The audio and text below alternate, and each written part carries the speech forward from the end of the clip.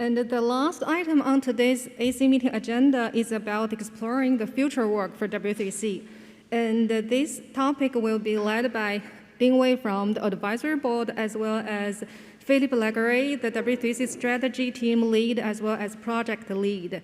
Let's welcome Philippe and Wei. All right. One of the things that we wanted to talk about at this AC meeting is new work. The subject of incubation is one of the priority from the AB. And now that we are going to have a vision pretty soon, we need to make sure that we have a strategy to implement this vision. And how do we identify new work out there as well on that? So where does new work come from nowadays? So we all know we have community groups, but that's 179 community groups to monitor. It's not always easy to track. So, for example, I mentioned earlier today that we're going to start the work on a charter because the FedID CG told us that they were interested in that, and we found the idea interesting. We were not directly involved in that work ourselves, but that's an example of things that are happening in CGs, and we do not track all of them, unfortunately. Things are also getting discussed in TPAC breakouts. That's only a once-a-year type of event. If we didn't have a family, we would all be actually spending all of our time at TPAC all year long, but we would go mad pretty fast on that.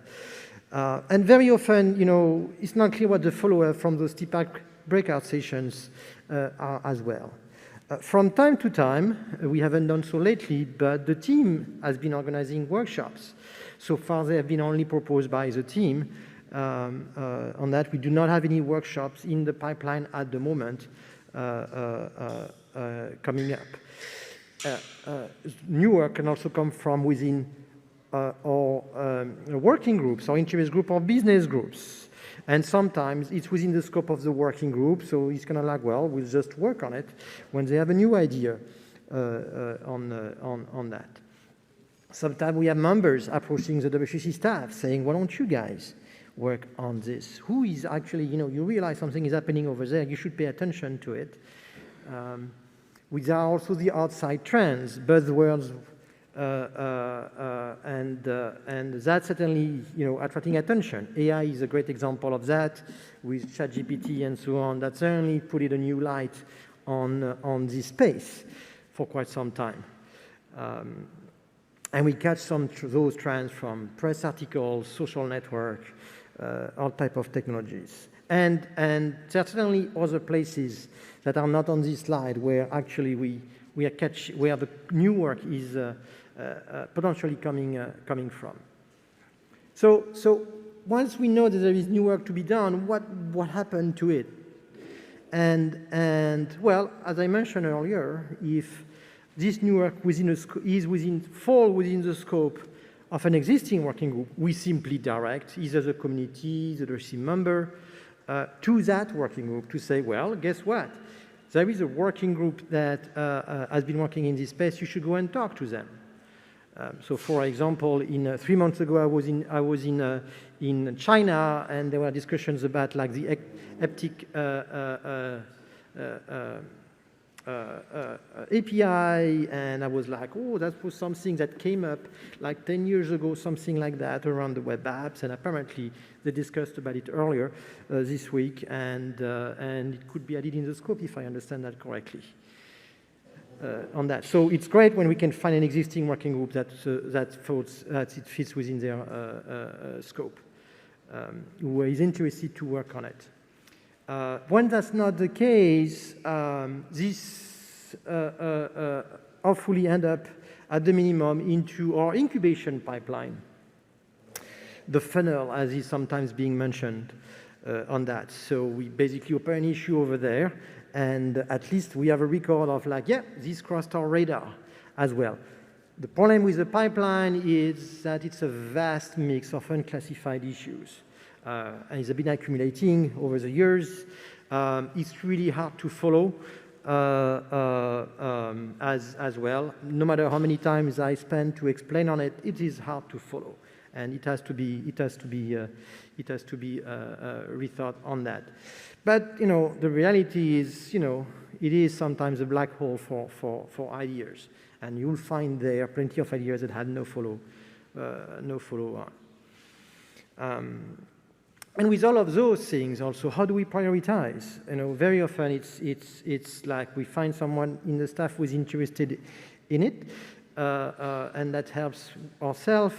And then we also use our judgment calls. Do we have interest from multi parties? Are we going to get multiple implementation for the work? What about the IPR situation? Can we actually move into that space no royalty free? So all of those factors can act as filters when we receive ideas as well on that. And I'm sure that there are others ideas. So what can we do? One of the things that we've been thinking is, and keep in mind it's very early, we are very interested in your feedback, and I'll come back to that. Is that we need to keep monitoring the outside trends, and some of them could be happening through our liaison as well. Today, we have liaison from groups to groups. We encourage technical liaison to be directly from groups to groups. Very rarely, with some exception, we will engage at the organization level in liaison. I mean, a great example of that, and we haven't been doing enough of it, is our liaison with the ATF. We have similar relationship with ISO on that. But in general, we encourage direct technical liaison between the working groups as close as possible of where the work is getting done. But if you ask me, do we have an entire vision of all of the liaison and their status and so on? We do not have a liaison report available today on that, so it's hard to know what the other organizations are doing. We can certainly improve how members, how even the TAG can propose new work, potential workshops and groups as well. Maybe we should organize some regular insights workshops or report that would help the focus and prioritization as well. We need to allow the community overall to bring to propose new work and track its progress. And certainly it's not just giving them a pointer to a GitHub repository and let the idea die over there. So we need to improve our pipeline UI, we need filtering, we need, I mean, if there is no follow-up of an idea, that should time out. And basically the idea is not getting enough traction over it. On that. And we need to improve the overall flow as well, how those ideas get moved on along the idea. And here, a community group might actually be helpful to be created to help move along those ideas.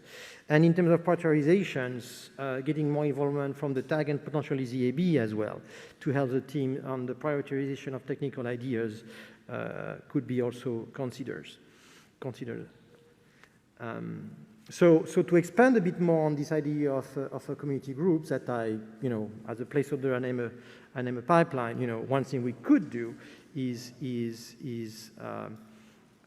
any new work that we're thinking to bring on should be brought to this community group for discussion. Right now, we're having weekly calls inside the team about those type of things, but we need to expand the circle, obviously, on that. Being able to identify new trends, being able to, if there is a proposed workshop, or providing a forum for people to come and propose workshop as well.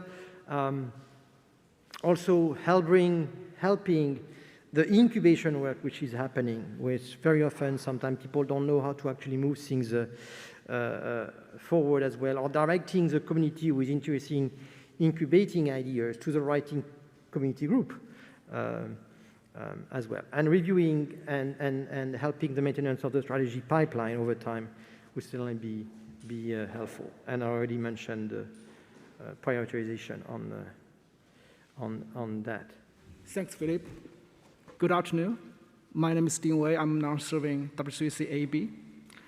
Remember in the AC meeting this May, some of you, AC members, you are questioned whether and how W3C could continue to fulfill its commitment to lead the web to its potential with embracing the new and emerging technologies. So we hear that, and we take it seriously. So in the AB strategic planning meeting, we designed a program called Exploring New Horizons, and I'm volunteer to chair this task force. And then this task force is got very clear objectives. It's try to identify upcoming technology trends and help to bring the new tech to incubation. And we want to, based on our principles, based on our scope, and to identify them as the incubation technology for this community. And we want to work with the team, and we want to bring these ideas to the AC meeting this spring. So thanks to Philippe, we sit together to bring an idea out. Just you heard what Philippe is talking. Right? We want to set up some new schemes, for example, the GitHubs, possibly some regular calls. And we try to use some schemes to help our communities, is try to catch the new technologies we want to miss. We don't want to miss. We want this community can still make sense in these very fast-growing technologies. So thank you, Philippe. So there are two related breakouts on this topic, by the way, tomorrow. One is on challenges with incubation, led by Chris Wilson. I will also lead a technical roadmap at W3C breakouts tomorrow as well.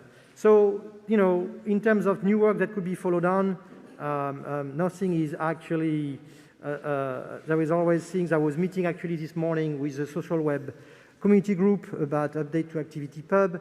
Web3 certainly has been a topic which has been coming on and off, and so on on that. As a reminder, there are resources available in our guide on how to incubate, transition from a working group from a community group to a working group, and also whether your technology is ready as well. I wanted to remind the community about that. And on this, we are done.